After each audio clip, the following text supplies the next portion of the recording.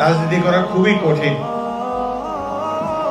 আমি লালমোহন এবং তজুমুদ্দিন দুই থানায় খুঁজে বেড়াচ্ছি একজন দুজন সৎ মানুষ, যাদেরকে আমি দায়িত্ব দিলে দায়িত্বটা পালন করবে, যারা ন্যায় বিচার করবে, অন্যের সম্পদ আত্মসাৎ করবে না, গরিবের উপর জুলুম করবে না, সবসময় ন্যায় বিচার করবে। এইরকম মানুষ পাওয়া বড় দুষ্কর। আমি এখনো খুঁজেই বেড়াচ্ছি। আমি ভাবি যখন আমি থাকবো না, তখন আপনাদের কে দেখাশোনা করবে, ন্যায় বিচার কে করবে? এই কথা ভেবে রাত্রে অনেক সময় ঘুম হয় না। এত বছর রাজনীতি করলাম, মানুষ তো দেখি না। যাকে ক্ষমতা দেব সেই হয়তো চাঁদাবাজি করবে, কিংবা অন্যের জমি দখল করবে, অন্যের টাকা নেবে, নানাভাবে নিজের অর্থ সম্পদ গড়ার কাজে ব্যস্ত হয়ে যাবে। রাজনীতি করতে টাকা লাগে, সব রাজনীতিবিদরা কেউই ফেরেশতা না। তবুও একটা বিশাল এলাকা, দুইটা থানা, এখানে যদি ন্যায় বিচার না থাকে তাহলে তো পরেও আমি শান্তি পাবো না। এখন আপনাদের উদ্দেশ্যে বলতে চাই, স্পিকারের পদটা খুব সম্মানের পদ।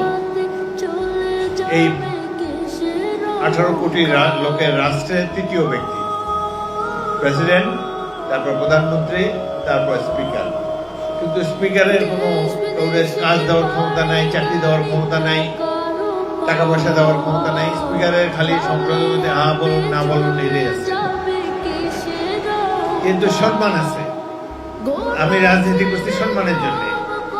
আল্লাহ এই দেশের তৃতীয় ব্যক্তির সম্মান আমাকে দিয়েছে, এই জন্য আল্লাহ রাব্বুল আলামিনের কাছে অনেক শুকর। কিন্তু একজন 3 বার মন্ত্রী হয়েছিলাম। মন্ত্রী হয়ে অনেকের অনেক উপকার করা যায়। আমার মন্ত্রিত্বের সুবাদে অনেকে বাড়িঘর বিল্ডিং করে ফেলছে, মার্বেল পাথর লাগাই ফেলছে, আমার সাহায্য নিয়ে তো করছে, আমার অনুকূল্যে করেছে। এখন আর শেষ সুযোগ নাই। স্পিকার কাউকে এরকম বড় লোক বানাতে পারবে না। তবে সেজন্য আপনার মন খারাপ করবেন না। আল্লাহ একদিক দিয়ে ভালো করছে। মন্ত্রী হলে তো মানুষের চাপে আমি অস্থির হয়ে যেতাম, এটা দাও এটা দাও।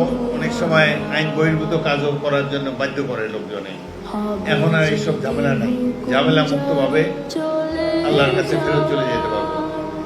আপনারা সম্মানটাই তো সবাই উপরে মনে করেন।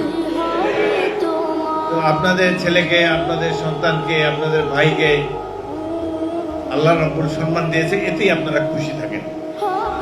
অর্থবিত্ত এইসবের কোনো লোভ করবেন না। প্রত্যেক তকদিরে যা আছে তাই তো হবে। আপনার ভাগ্যে যদি অর্থবিত্ত না থাকে, 1000 মানুষ চেষ্টা করলেও করা যাবে না। আল্লাহ যদি কবুল করে আপনাকে, তাহলে ওটার উপরে কিছু চলবে। আর আমি আসার আগে এই দেশে মানুষ ভাত খায় নাই। আমি আসার আগে অনেক লোক রাজনীতি করছে, তারা কি না খাইছিল নাকি? সুতরাং আল্লাহ রাব্বুল আলামিন একটা ব্যবস্থা করবে। আমাকে কোনো অন্যায় কাজ করার জন্য অনুরোধ করবেন না।